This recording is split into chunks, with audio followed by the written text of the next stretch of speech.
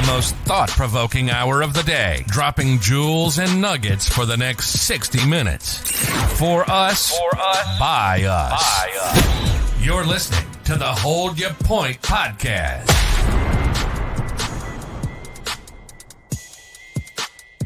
Hey, yes. What's going on, man? This is another Tuesday. This is the Hold Your Point podcast crew. You know what I'm saying? Where we talk about the Black excellence and all things above from a cultural, from a Christian lens. And, man, we ready to tap in, man. What's going on, fellas? How was y'all week? Yes, sir. Hey, man. It's going, man. It's going. Shoot. Mm-hmm. Picking up steam. Okay.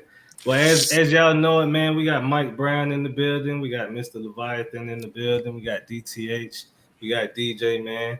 You know what I'm saying? And we're going to touch bases, man. You know, any highlights for this week, gentlemen? I mean, for me, it's just a smooth week so far. You know, starting off well. Work going well, getting things done there. I got a week off from school. It's like a little mini break before the next class starts, so I'm happy about that. You know? That's always appreciated. Yeah, for real. So, we yeah, man. Spring break soon, no? Yeah, that's a little bit later. I think it's April. Every year get pushed back more. Right. Yeah, man. All good on my end. Hey, that's what's up, man. Mike Brown, how the week, bro? Week been good, man. Still blessed. So, you know, what's going on, everybody? I'm good. Mm-hmm. What's up, Mike? What's going on, bro? What's up, y'all? What's up, y'all? Favorite son, Jacob. Y'all already know. But, man, the week already started off tough, man. It just seemed like the more this country just do stuff. All right, dog. You ain't got to show off, though, dog. Put the guns up, bro. Oh. You like, the week is dope. Well, I did go to the gym pretty much every day already, but all right, dog, damn. It's not that, man. This is work, man. Shoot. Oh, that's work muscle. Well, Levi and DJ in the competition. He got it, man. He got it. DJ, man, what's shaking, man? Oh, DJ, that's me. What's up, man? Hey, I'm still just laughing about the joke. Hey, man, you say what's new or what's good about the week? Everything good about today, man. And every day we wake up, you know, being alive is a blessing. Nothing new, nothing exciting to talk about. Didn't go to the dentist today, you know, nothing crazy like that. Yeah, man, just you know, just thanking God, just talking with the wife, you know, we're thinking about going to the game. You know, we probably gonna go to all. What game is that? Oh, the Magic? Yeah, we're probably just gonna go see a Magic game. You probably got some free tickets. Some free tickets. Hey, we'll see, dog. Hey, if Magic play like Wizards, you already know we gonna get one for like $50. But nah, man, just you know, just trying to be more mindful with you know, with the family and you know everything, man. Just share love and just not taking a day for granted, man.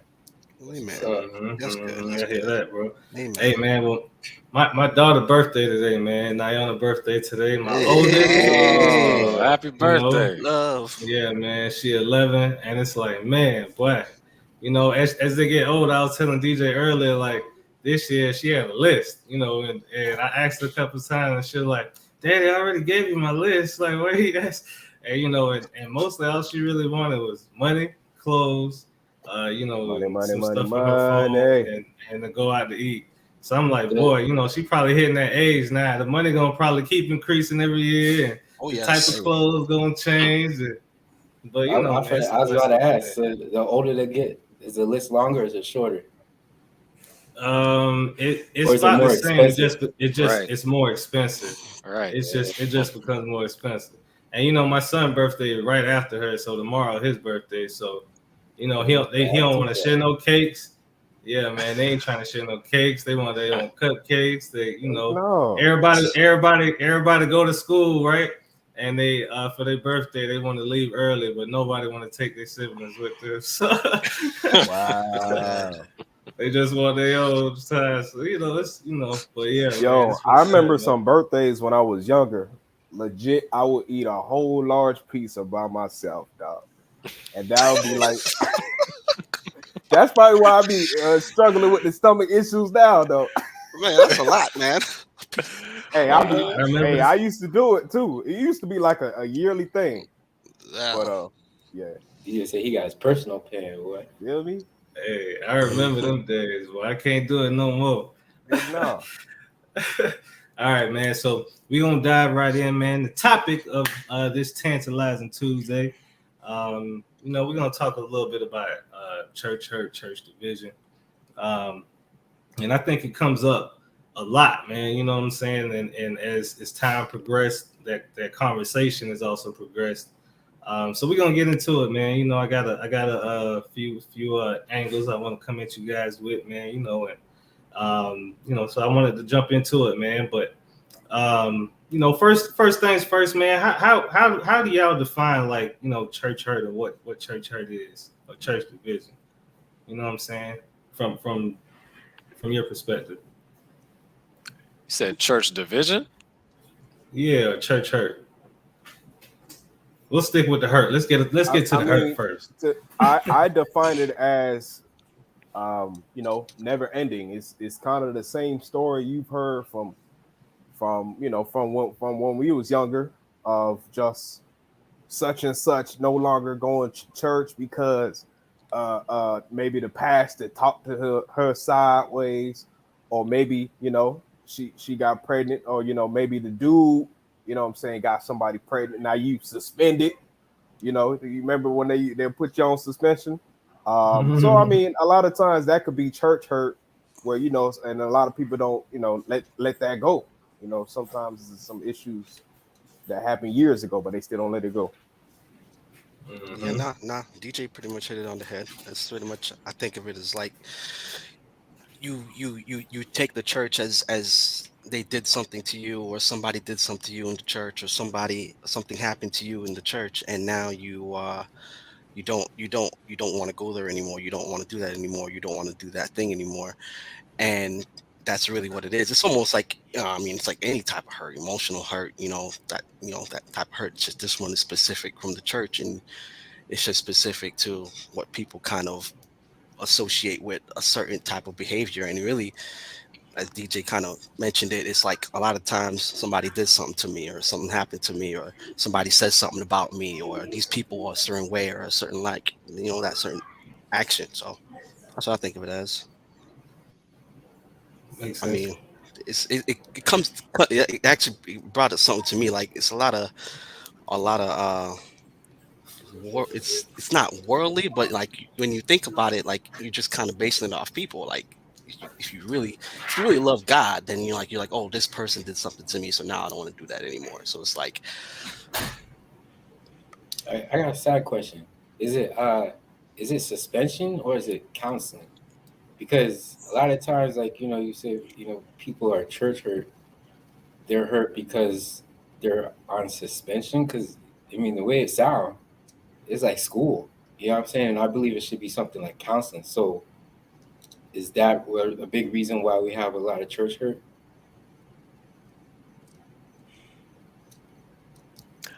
I don't know. I don't know. What I wanted to just kind of piggyback off of kind of what DJ and Leviathan is saying. I think they're saying it right as far as what it is, what church hurt is.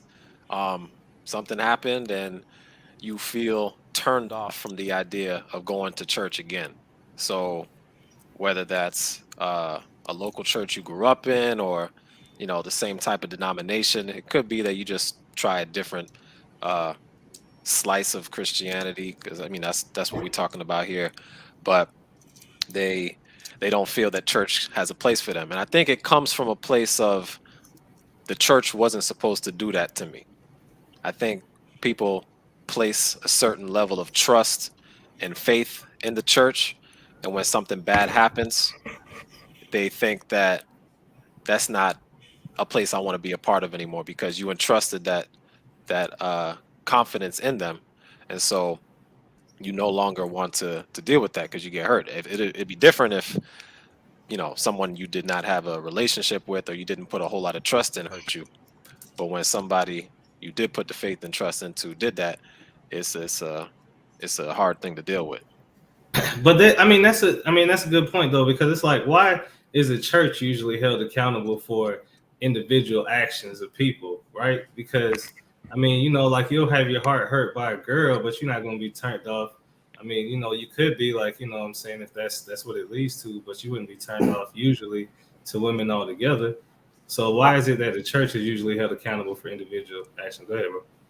I would say because the church, honestly, in a lot of communities, are deemed as the counselor for a lot of people. You know, a lot of people, honestly, they need real counseling, but they rely on the church for that. So that when they look at the church as perhaps a place where I'm supposed to get healing, but you know, they did this to me, you know.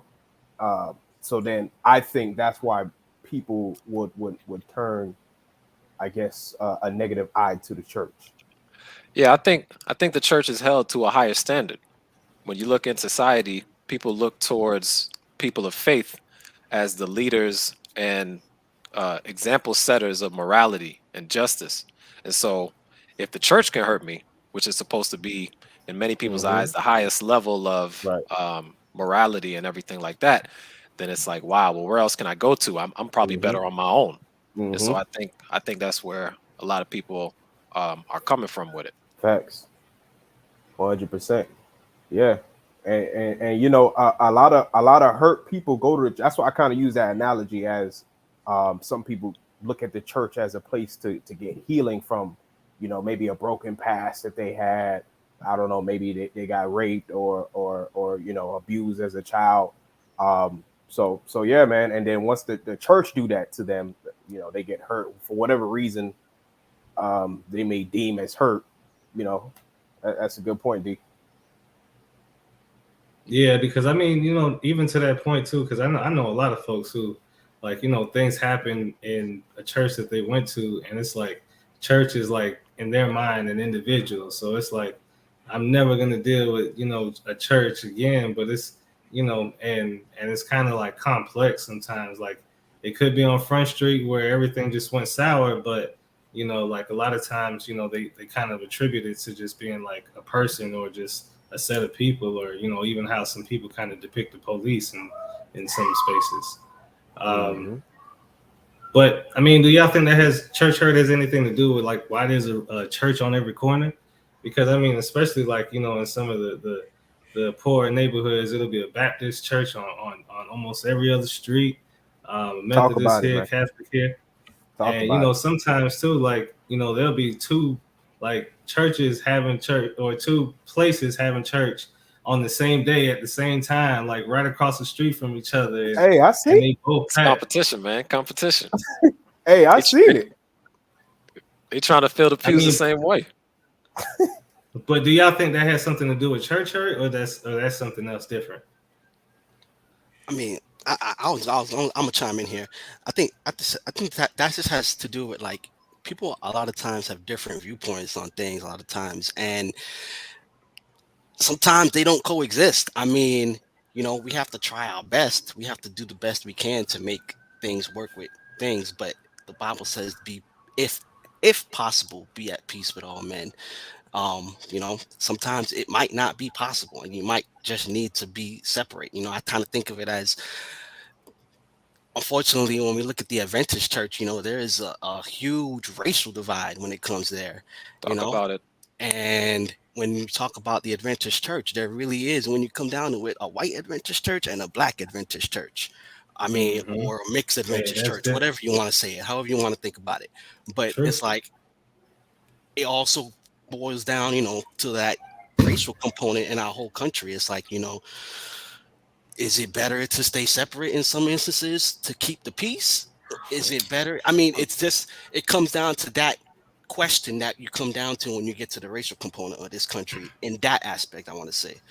But yeah, I'm gonna I just mean, I mean, that's a good point. I didn't even, you know, I wasn't even thinking of the racial component. So I mean, honestly, there's two different factors that in my mind where you will have churches on every corner. As you said, you can have a church literally across the street. Like I've seen it. Like I went yeah, mm-hmm. around trying to, you know, trying to find a place to play the bass. So you know, I was marketing myself, you know, trying to pick up a few dollars here and there.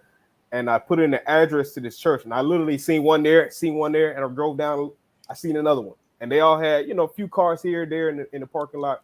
But to answer the question, honestly, it's also human nature to have beef with one another. It's bad, but it's facts. You like from the beginning of time, Cain and Abel. You know what I'm saying? He killed his brother in the Bible. You know what I'm saying? Just because they can't coexist, they can't get along. And then Levi brought up the race factor. I wasn't even thinking that. Then you have that other wrinkle. So even if your brother is the same color as you, or your brother that's not the same color as you, I guess maybe you have some cultural differences. So then keep the peace, you might just separate. You know what I'm saying? Like right. So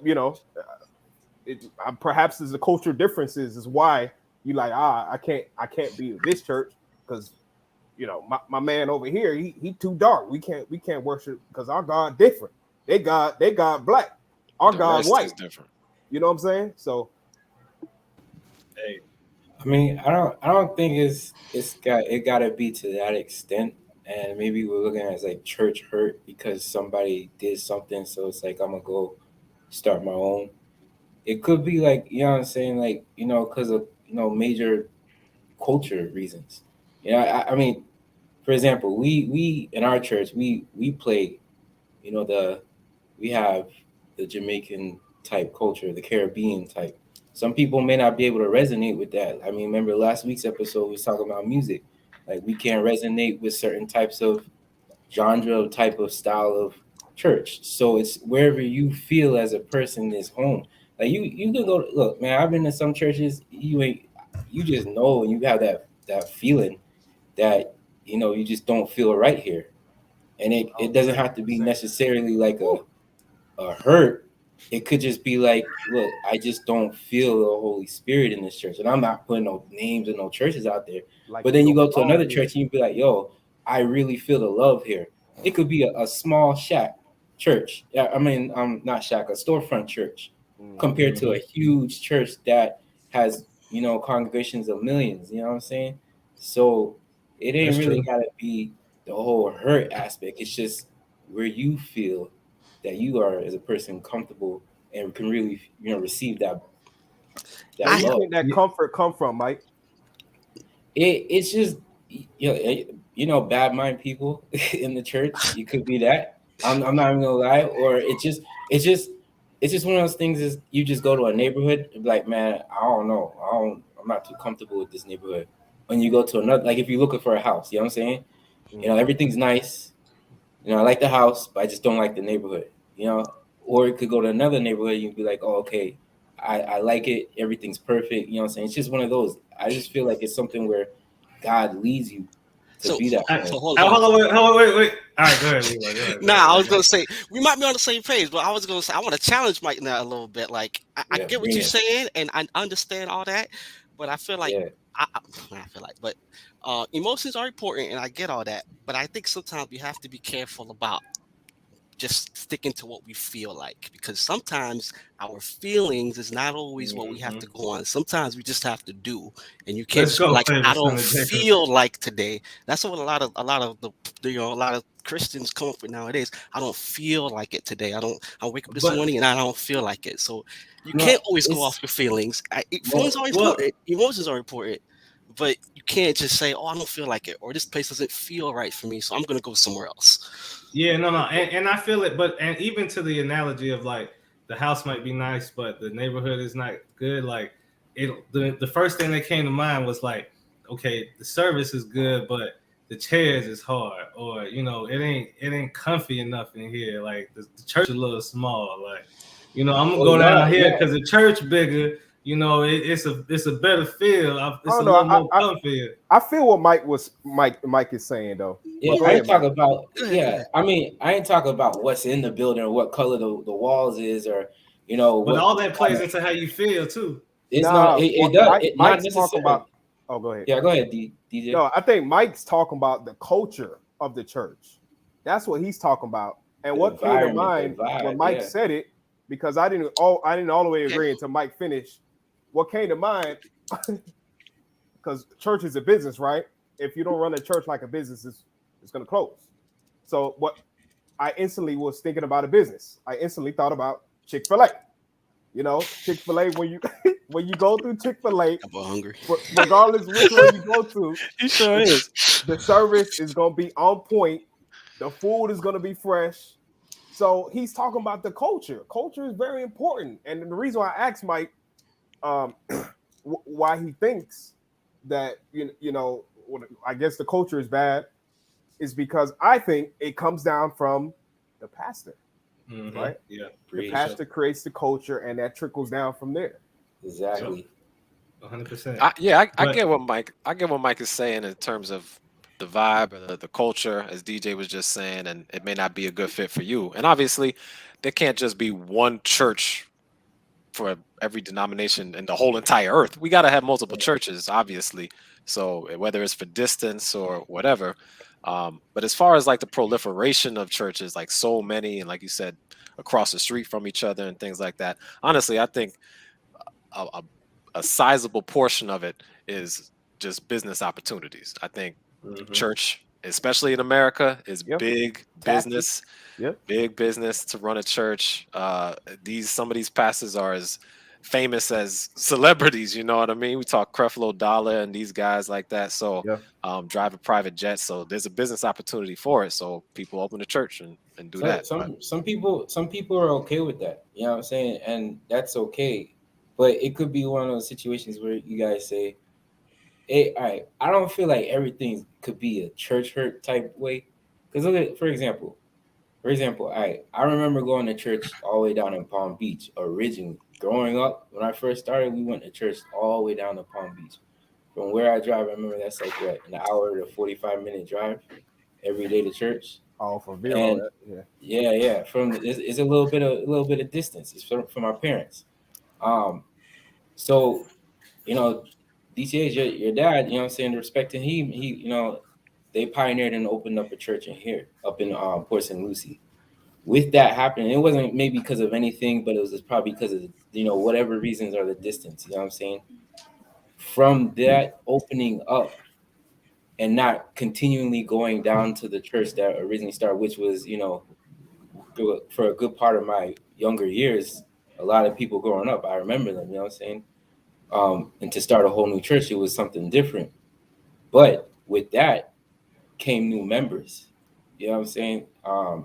But not only new members, those members were able to reach out to other members. And now we got another churches up here, we got churches in Palm Bay, you know what I'm saying? So it's more of an outreach thing more than it's just could be a culture or hurt vibe. I mean, that's what Yeah, no, for sure. Like, I mean, and I think you and DTH both said it too. Like this, sometimes it's geographical, reasoning. Like it's just too far. Like, or whatever. I mean, there's other reasons to it. Why, like, that's one of the our missions, or I guess our responsibilities is to kind of spread that gospel. So yeah, I mean, we wouldn't all just kind of commute to Miami or Palm Beach, but like, I mean, so if when we are getting it right. Like, can we be so divided that we can't worship in the same building and all parties still be saved, according to, what we know salvation to be? Well, that's a good question, boy. you asking if someone has, if I can get it right, someone did you wrong and you still be able to worship in the same church?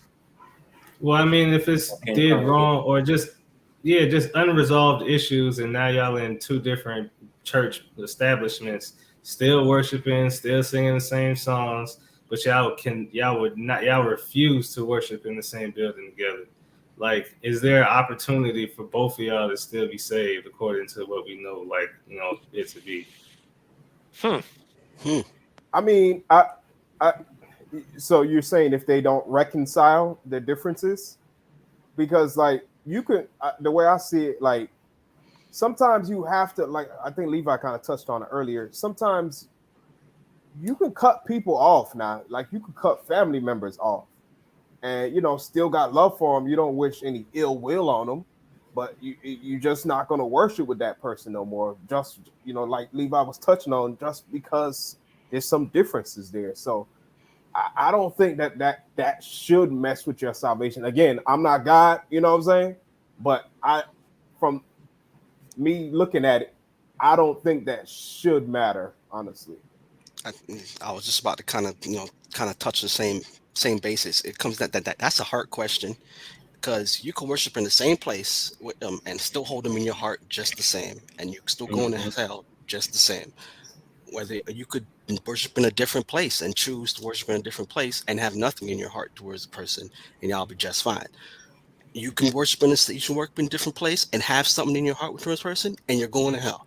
That's just how it works. I mean, it's a matter of the heart. It's a matter of what you feel in your heart. If you have still ill will towards a person, as DJ mentioned, yeah, you in trouble. So what about Matthew 5:23 and 24? Read, come on, educate us, brother. Preach us. Therefore, if thou bring thy gift to the altar, and there rememberest that thy brother hath aught against Mm-hmm. thee, leave there Mm-hmm. thy gift before the altar, and go thy way.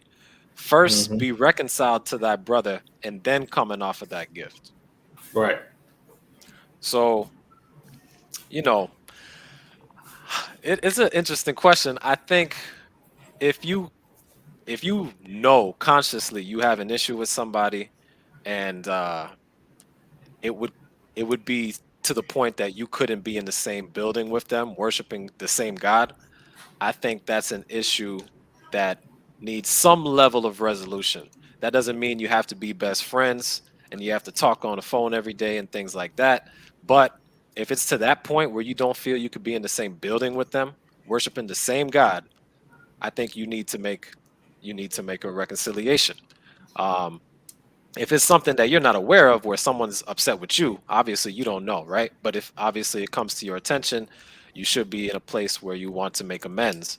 But if you know that there's this issue between two of you and it's that bad, by just saying I'm going to ignore this person and it doesn't matter because we're never going to see each other, um, that might work for a little while, but at some point it's probably going to come up where you either come across each other or God is going to remind you about it and be like, hey, Hmm. this is still a thing. This thing is not done. And again, I don't think you need to be best friends with that person, but if it's so bad that y'all can't talk or and have a conversation, and again, you could disagree.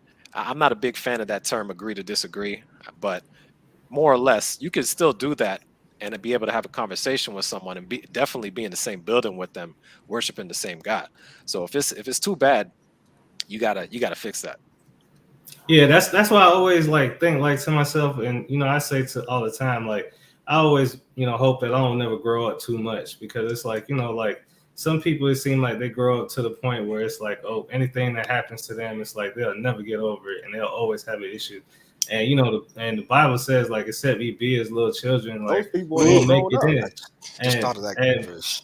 but it's like it's what I'm saying, it's to the point like when you examine a child, like I use my son as an example. Like I'll jack him up if he's acting up, but in like 2 seconds he's right back to what I'm saying, right up under me and stuff. And it's like it's like some folks grow up too much where it's like they can't have something happen to them and just keep on moving. And so it's like I don't know, but I mean, so my thing is, and my question is now is like, if the church is so focused on saving souls, right? Why does it seem like there's such a struggle with mending broken relationships within the church? Like we preach love and we preach like, oh, turn the other cheek, and we know the scriptures, but as soon as somebody step on sister whoever foot, she lose her Christianity, and it's like, and between us, we have the hardest time mending relationships, but yet we preach it every day, every week. I think it. I think a big part of it is that people are not, again, the expectation that your church brother, your church sister is going to hurt you is minimal. You're not expecting that to happen with them. So when it does, you kind of caught off guard. You're thrown off balance because you're my brother, you're my sister, and you said this, or you talk behind my back about this. Like that's not what you're supposed to do. So you could receive it easier from someone who is not as close to you. It's the same thing with just any kind of interaction where if you're not as close to the person and someone says something about you or your family, you may not take much stock in that because they don't know you, right? But if it's someone who you consider family or close to you, it's gonna hurt. And so I think the church obviously does preach the word, and people hear it, but I think people find it's a lot harder to apply when things go wrong. Like it's easy to Mhm. love your brother, your sister, and everything like that when everybody's all happy, but it's hard to Mhm. do that when they offend you. And of course, Just my like thing I it's hard always to remember. keep.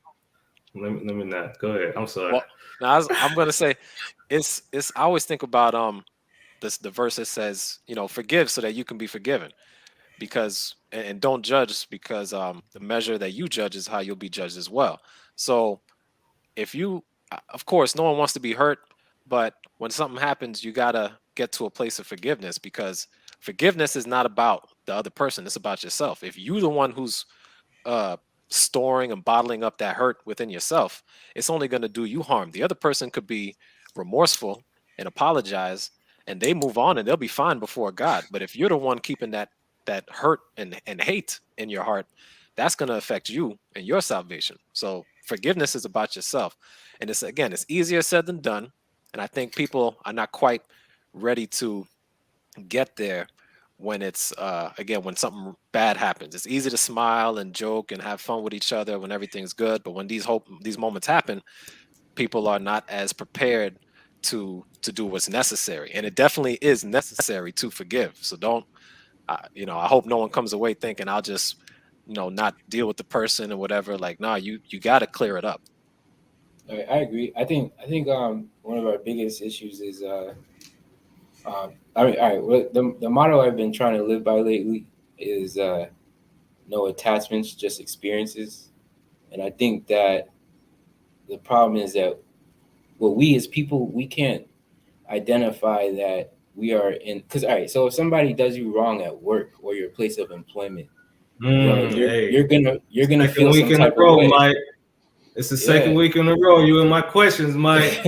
Nah, but I'm just saying. But listen, like here's the thing: like if somebody does you wrong at your place of employment, you're gonna feel some type of way. Just the same way if somebody does you wrong in the church, you're gonna feel some type of way. And I think that's the thing is that we are human, we are flesh, and it's one of those situations where it says you're supposed to love thy neighbor as thyself, but it's very hard when sister so and so or brother so and so, like you said, step on your nice Stacey Adams or whatever it may be that is scuffed up, just to do you wrong, but you have to forgive. So that's that part where it's like we have those attachments, and we attach it when God does not want us to attach what that person is. No, and it's like I said, it's very hard because we're humans, and I can say anything because some people out there are struggling with somebody else in their church right now, but at the same time, I feel like we just gotta pray about it. You really gotta pray for peace and be able to have disconnect from whatever is going on in the situation. But I'm gonna go back to the coworker thing though, because it's like he had touched on it, but why is it like if somebody do something to you at work, it's so much easier to get through it? And all right, we got another project we'll work on. No worries. It happens. You give them the best political answer, whether it's in the chat or email. You know what I'm saying? And y'all keep it moving. Why is it so much easier to just get through like a scuffle at work versus like a scuffle in church? I agree. I was gonna say that. I mean, to answer that is because I feel like we hold people in the church, members of the church, at a higher standard. It's Some more people like do. family. Yeah, you know what I'm saying? Like it's like because it's one of those situations. Yeah, you may see Charlie and Stacy at your place of employment every day, but it's a different vibe when you see sister so and so and brother so and so on a Saturday or a Sunday, whatever day you know what I'm saying. So when they do you, it's like a brother and sister is like actually putting a knife in your back versus to the person at work is like, oh, I could forgive you, On, whatever and whatever. on I top of see that. that, I see oh, that aspect. Hold on, let me jump in here real quick.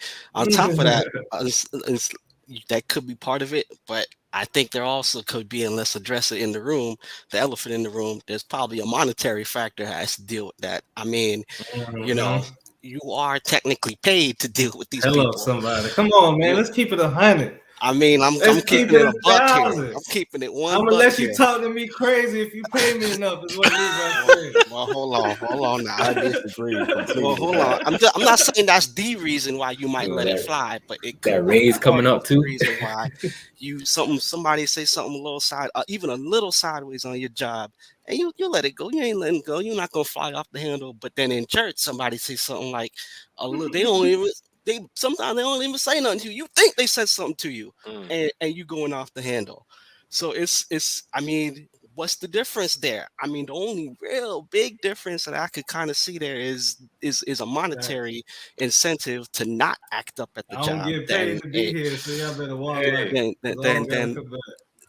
than that too. You know what I'm saying? That's definitely a factor in why I think some people, when it comes to the church, they have such a maybe a short leash when it comes to some people. I'm not, hey, I'm just gonna speak it. No, look, he's definitely. I mean, I think that's definitely plays a part of it. And what Mike Brown said is right too. You and I said that earlier. You hold them to a higher standard. You're not expecting that type of thing to happen with your church brother or sister.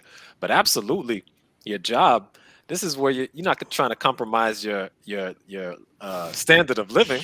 Like this is how you eat. Livelihood. This Yeah. is how you sleep indoors and wear clothes. Like this is important. Not only that, if you want to add to it, not that I look at the church this way, but a lot of people who may be somewhat casual Christians will maybe look at it like, hey, not only did this church brother or sister hurt me, but I'm paying the church.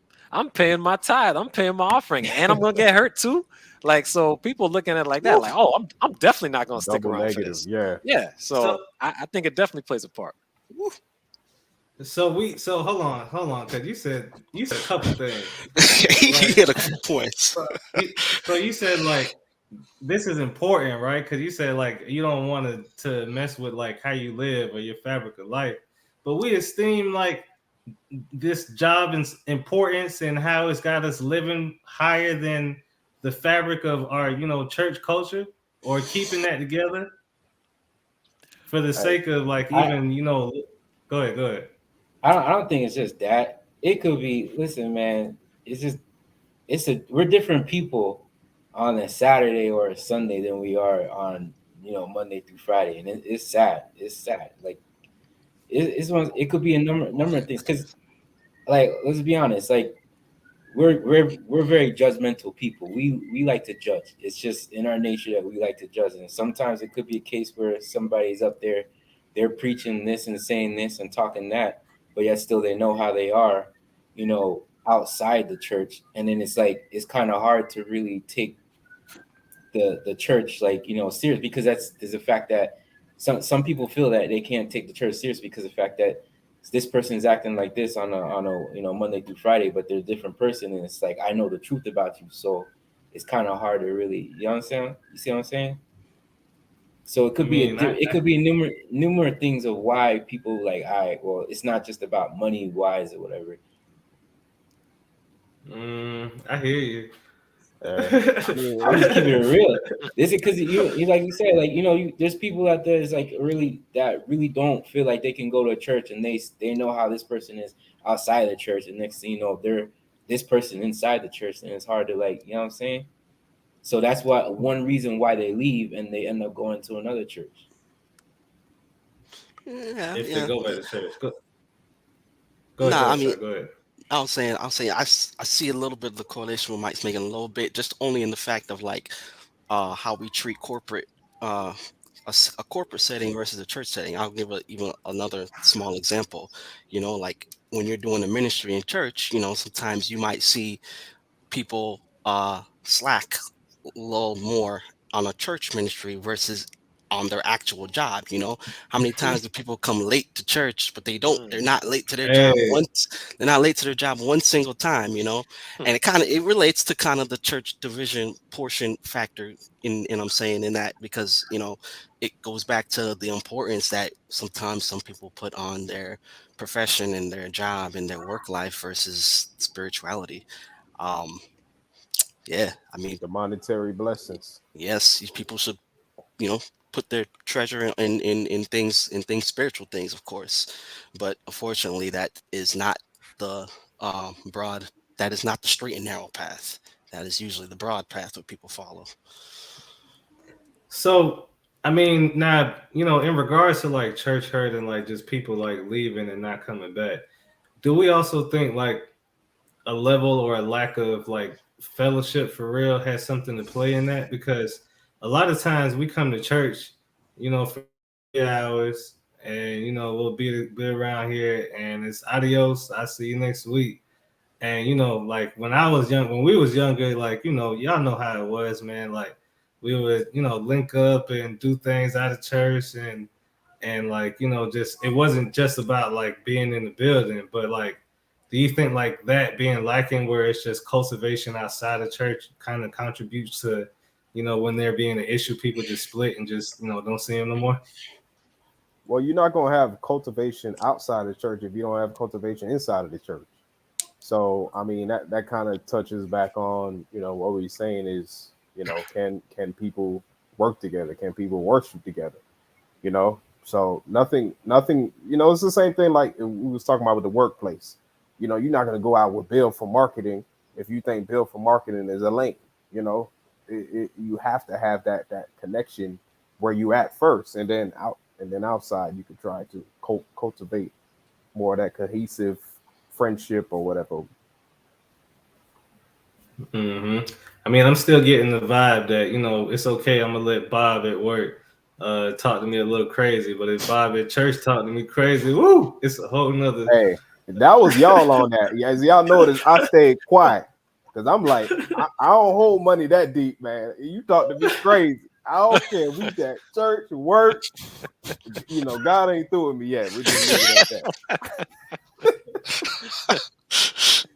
No, But but not. it's all jokes aside, it'd be funny, but that's it is some in that aspect. Some people do feel that way. You know what I'm saying? They feel like that's how they eat, and they have to be a certain way. But when they go to a place where somebody else is equal to them, you know what I'm saying? It's a whole different level. So I mean, yeah, it's sad, but it is. Yeah, it's just like code switching for black people.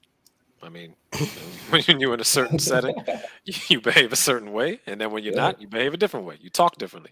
But as it pertains to what you asked, Fortunato, I think uh, the activities together is a big part of what helps a group to grow closer and stronger. Like DJ said, it does start with the culture within. But if you are only in church for a few hours, one day out of seven, it is going to be hard to build that cohesion, that camaraderie. So I do think there should be opportunities for Outside, yeah. young people, whatever kind of groups, ministries to get together and do things outside. I will say, as of late, meaning the last 2 years, obviously we've had a Mm. pandemic, and that's put a Uh-oh. big hamper Uh-oh. on a lot of stuff. But Yeah, even okay. I say even prior to that, you know, um, churches could always there's always more that they could do with that. But I say for sure the pandemic has definitely made it certainly more difficult. Yeah, no, DTH So hit it. even before the pandemic, what about those churches that was meeting online and stuff? Well, they What? Before I the mean, pandemic. Yeah, remember them churches that they was meeting online, like it was an online congregation versus to actually a place of fellowship. that's true. True, true. But I wanted to say real quick what DTH was saying real quick, and he hit the nail on the head, especially when it kind of came to the young people thing. And that was definitely where I want to get to a little bit on this. Um, I feel like meeting outside the church is definitely beneficial. Especially for young people, because part of it is they spend so much time in school, they spend so much time in the world, in a secular setting, I should say. Um, Whereas spending more time amongst like-minded Christian people would definitely foster, their growth and make them better in that way. They should, when you start to not have that, when you have that when you have that inner circle like DJ was saying, and then you don't even have that outside circle, your inner circle can your inner um worship as a sacred struggle. Yeah, for sure. I mean, because like I said, I started with the with the women thing, but I mean it's true. Like if I got a connection with a woman and we've been through some things and we what I'm saying, like I'm gonna put up with a little bit more versus like if we ain't really built that and you're giving me headaches, like I'm not dealing with it. And I think it's kind of like with church too. Like we don't have like they don't have that no more. I think I'm kind of past that. I think we all are kind of past that now, but they don't have like that anymore, like what we had, where it's like, what I'm saying, they at least not on a large scale. I can't speak for everybody, but on a large scale, like they ain't bringing the young people together or the people in general together to do something out of church, whether it's a movie night or going bowling or we all gonna go to Islands of Adventure and rent a bus or whatever it is. Like They might do that in some churches. We don't know that. no, that's why I said no. not all. That's why I said not all. Well, that might be true, but how willing do y'all see? Well, I mean, let's maybe talk about like the young people specifically. How willing do you see the young people to partake in stuff that the church says, "Hey, we doing this. Y'all come out. We want y'all to come together. We want y'all to come out." How do y'all really see youth out there, excited to come to church and do stuff? Or It depends what it is. I just think like, and I think this might go into a different conversation. We might have to have like a outreach conversation one day. But I just feel like a lot of times the church been stuck in the 50s and the 60s for years, bro. Like they not doing nothing really to cater to young people like that. Like if they was actually doing something, put on like a basketball tournament. I mean, put a video game tournament on. Like what bring about an a Bible artist Bowl out. tournament? I mean, come on, bro. Like it's been done for ages. Like, Well, you look, know what I'm saying? I think it's one thing to say the church is doing nothing, or you know what I'm saying? That would be bad. But I mean, if the church is doing something, but it's not necessarily appealing to you, sure, they should retool and tweak to attract the Every 100 years. well, hopefully in quicker intervals than that. But I just wouldn't say the church is, and I don't think that's what you're saying, but the church is not doing nothing at all. I would kind of pick the word you say because we'll just say the churches that you are aware of. That's what I said. Didn't I say that? Yeah. Well, if I didn't say that on the record, not all. I meant some. Yeah. We talking about our group, Yeah, but I think and kind of go ahead, Mike. No, my bad. I mean, kind of to kind of answer what DTA said and the willingness. I mean, just to take us an example, and I'm not just saying us, but like other people. Like, we get older as people, as we're no longer kids, so it's kind of hard to be like, turn like we used to and be able to do things we used to because it's not that we're not willing. Is this we got to respond like we can't, what I'm saying? We got work in the like look, we used to chill every Saturday night. And now all of a sudden it's like, oh man, we got work in the morning. Like it can't be like that no more. Them days, it's not like it used to be. So I mean, and that's where it kind of dawns on the church where they have to, like you said, Fortunato, that they have to have an outreaches. Because what happens is as the youth gets older, they're no longer some beings or whatever, they're no longer youth. They grow up. Oh man, you went way back. Yeah, they grow up and they become older people with responsibility. So you know what I'm saying? Yeah, that's true. I mean, I'm thinking more of today's youth. You know what I'm saying? Like not even us anymore, but younger people. Like I don't feel I see a burning desire or a hunger to really do church related activities. I see them in church. They come to church and they go through the motions. And I'm not judging their heart or anything, but I'm just telling you from what it looks like on the outside. Sometimes I don't see that desire to really get together and do things with the church, even when they are planning stuff. Now, to Fortunato's point, there could definitely be stronger options to get them more interested and engaged. But,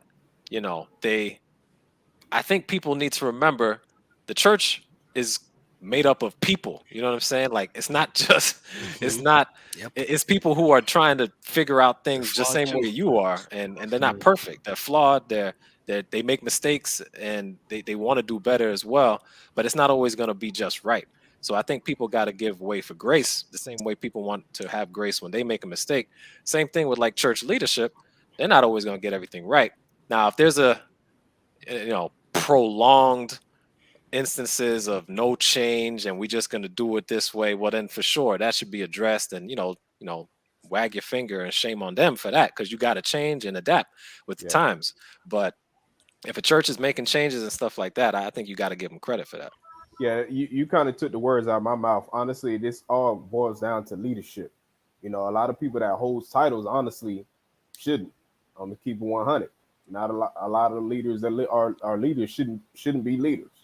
You know, leadership is something I'm not sure if you can grow into that, honestly. You know, but yeah, you hit the nail on the head, man. It comes from our leaders, bro. Yeah. Go No, ahead, boy. I was just gonna say no. That definitely is two sides of it. You know, the church has to do their part, and young people and people have to do their part as well. I hear the little music. Go ahead, Fortunato. No, go ahead. I mean, I think, that's a valid point. Everybody has to do their part. Like DTH said, man, it's a community. Everybody's trying to get it right. And, we're just trying to do our best to, do right by each other. But, so we're going to go ahead and start wrapping it up, man. You know what I'm saying? We're gonna go out, man, go around. We're going to go around, you know what I'm saying? And I want everybody to just give us, you know what I'm saying, quick encouragement, 30 seconds or less. You know what I'm saying, on how you gonna, how we get through church hurt, how we deal with it. I believe, you know what I'm saying, fellowship is important, but just remember, like, church is just four walls. You know what I'm saying? Church is actually in your heart along with others. So if you hurting, somebody hurt you in the church, pray about it, man, because it's hard to fellowship when you got that, you feeling some type of way. That's not what you're there for. Mm-hmm. Yeah, I'm gonna say, church hurt is a real thing. I don't want to minimize it, but I just hope people don't allow it to chase them out the church, or even more importantly, stop following Jesus, because that's really what it's all about. That should not take you away from following Jesus. He's the way, the truth, and the life. There's no other way to the Father but through Him. So no matter what's going on, man, you got to keep Jesus first. Absolutely.